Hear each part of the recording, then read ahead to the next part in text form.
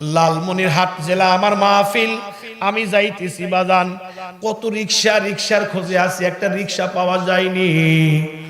একটা রিক্সাওয়ালা দাঁড়ায় আছে, মাথার মধ্যে একটা সবুজ পাগড়ি, হাতের মধ্যে একটা তসবি, চেহারাটা কালো কিন্তু চেহারাটার মধ্যে নূর চমকাইতেছে, আর গায়ের জুব্বাটা তেমন ভালো না, পুরান। এই লোকটাকে সালাম দিয়ে আমি মনে করছি না জানি বড় আলেম হবে, অথবা তাবলিগ জামাতের কোনো সাথী হবে, অথবা কোনো পীর মুরিদের মুরিদ হবে।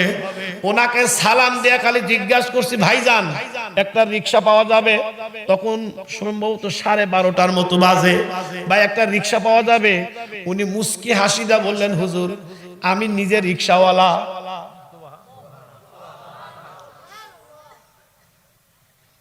আশ্চর্য, কয় কি রিক্সাওয়ালা এত সুন্দর হইতে পারে? যাব আদিত মারি,